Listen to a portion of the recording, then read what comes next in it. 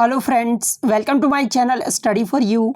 सो guys, जैसा कि आज जो आपका एसएससी जीडी का 22 नवंबर का सेकंड शिफ्ट का एग्ज़ाम हो गया दोस्तों, जिसका जो है मैं आपको बिल्कुल 100% एक्यूरेट आंसर के साथ जो है इस वीडियो में बताऊंगा। तो देख लेते हैं कि किस प्रकार के जो है आज आपके 22 नवंबर के सेकंड शिफ्ट के एग्ज़ाम में जो प्रश्न पूछे गए हैं।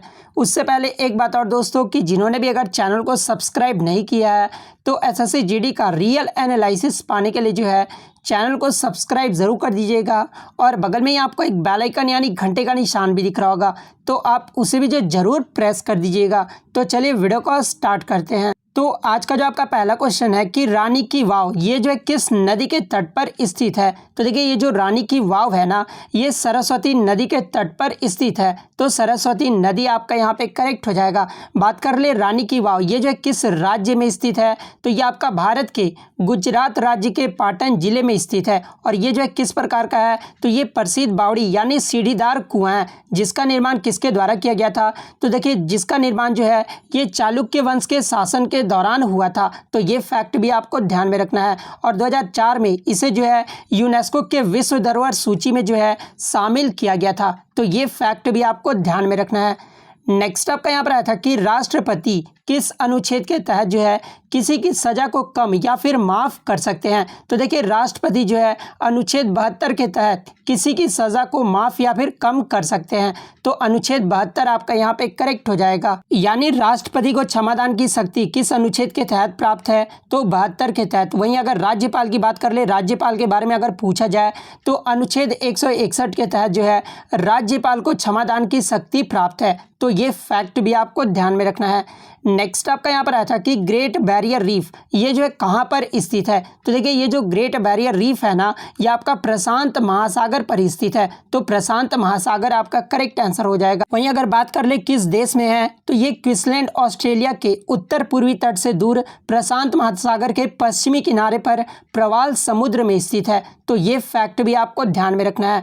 नेक्स्ट आपका यहाँ पर आया था कि लॉर्ड कर्जन के समय बंगाल विभाजन कब हुआ था। तो देखिए, ये बंगाल विभाजन जो है ये 1905 में हुआ था। और उस समय वायसराय कौन थे, तो लॉर्ड कर्जन थे। तो 1905 आपका करेक्ट आंसर हो जाएगा। कभी कभी एग्जाम में पूछा जाता है कि बंगाल विभाजन के निर्णय की घोषणा कब की गई थी। तो देखिए, बंगाल विभाजन के निर्णय की जो घोषणा है ना, ये 19 जुलाई 1905 को भारत के तत्कालीन वायसराय कर्जन के द्वारा किया गया था। और ये प्रभावी कब हुआ था, तो 16 अक्टूबर 1905 से जो है ये प्रभावी हुआ था। तो ये भी फैक्ट आपको ध्यान में रखना है। नेक्स्ट आपका यहाँ पर था कि 2020 में बीसीसीआई द्वारा जसप्रीत बुमराह को जो है कौन सा पुरस्कार मिला था। तो देखिए, ये क्वेश्चन जो आपका पहले भी पूछा जा चुका है। तो 2020 में बीसीसीआई द्वारा जो है जसप्रीत बुमराह को पॉली उमरिगर पुरस्कार जो है प्रदान किया गया था। तो पॉली उमरिगर पुरस्कार आपका करेक्ट आंसर हो जाएगा। नेक्स्ट आपका यहाँ पर आया था कि डुरंड कप 2021 के विजेता कौन रहे हैं। तो देखिए, 2021 का जो डुरंड कप हुआ था ना, उसके जो विजेता है वो एएफसी गोवा रहे हैं। तो एएफसी गोवा आपका यहाँ पे करेक्ट हो जाएगा। अब बहुत बच्चे बताएंगे कि 2020 का पूछा गया था। तो मैं आपको बता दूं कि 2020 का जो डुरंड कप है ना, उसमें कोरोना वायरस के कारण जो है वो आपका स्थगित कर दिया गया था। और 2021 का जो डुरंड कप के विजेता रहे हैं वो एएफसी गोवा आपका करेक्ट आंसर हो जाएगा। बात कर ले उप विजेता कौन रहे हैं, तो ये मोहम्मडन एससी रहे हैं। तो ये भी आपको ध्यान में रखना है। 2019 का डुरंड कप के अगर विजेता पूछा जाए तो ये गोकुलम केरल रहे हैं। तो ये फैक्ट भी आपको ध्यान में रखना है। और ये डुरंड कप किस खेल से संबंधित है, तो ये आपका फुटबॉल खेल से संबंधित है। तो ये फैक्ट भी आपको ध्यान में रखना है। नेक्स्ट आपका यहाँ पर आया था कि सुधीरमन कप ये जो किस खेल से संबंधित है। तो देखिए, ये जो सुधीरमन कप है ना, ये आपका बैडमिंटन खेल से संबंधित है। तो बैडमिंटन आपका करेक्ट हो जाएगा। नेक्स्ट आपका यहाँ पर आया था कि सम्मान का जो विलोम शब्द पूछा गया था। तो देखिए, सम्मान का जो विलोम शब्द होता है ना, वो अपमान होता है। तो अपमान करेक्ट हो जाएगा। नेक्स्ट आपका यहाँ पर आता है कि संविधान सभा का गठन ये जो कब हुआ था। तो देखिए, संविधान सभा का जो गठन है ना, ये आपका 6 दिसंबर 1946 को हुआ था। बात कर ले संविधान सभा ये जो कब प्रभावी हुआ था, यानी संविधान सभा जो है बनकर तैयार कब हुआ था? तो ये आपका 26 नवंबर 1949 को जो है बनकर तैयार हुआ था। और लागू कब हुआ था? तो ये आपका 26 जनवरी 1950 को जो है लागू हुआ था। यहाँ से एक प्रश्न और पूछा जाता है कि भारतीय संविधान सभा की प्रथम बैठक ये जो है कब हुई थी? तो देखिए, भारतीय संविधान सभा की जो प्रथम बैठक है ना, ये आपका 9 दिसंबर 1946 को हुआ था, जिसमें अस्थायी अध्यक्ष के रूप में जो है किसे चुना गया था? तो डॉक्टर सच्चिदानंद सिन्हा को जो है अस्थायी अध्यक्ष के रूप में चुना गया था। वहीं अगर दूसरी बैठक की बात कर ले तो दूसरी बैठक जो आपका 11 दिसंबर 1946 को हुआ था, जिसमें अस्थायी अध्यक्ष के रूप में जो है डॉक्टर राजेंद्र प्रसाद को चुना गया था। तो ये फैक्ट भी आपको ध्यान में रखना है। नेक्स्ट आपका यहाँ पर आया था कि 1857 की क्रांति का समापन ये जो है कहाँ पर हुआ था? तो देखिए, 1857 की जो क्रांति का समापन है ना, ये 21 सितंबर 1857 को दिल्ली में हुआ था। तो दिल्ली आपका यहाँ पे करेक्ट हो जाएगा। यहाँ से एग्जाम में एक प्रश्न और बनता है कि 1857 की क्रांति का जो विद्रोह हुआ था ना, वो कहाँ से जो है आपका प्रारंभ हुआ था? तो देखिए, अगर प्रारंभ पूछा जाए ना, तो प्रारंभ जो है ये आपका मेरठ से हुआ था। और इसका तात्कालिक कारण ये भी पूछा जाता है। तो देखिए, इसका जो तात्कालिक कारण था ना, वो चर्बी वाले कारतूस का प्रयोग करना इसका जो तात्कालिक कारण था। तो ये फैक्ट भी आपको ध्यान में रखना है।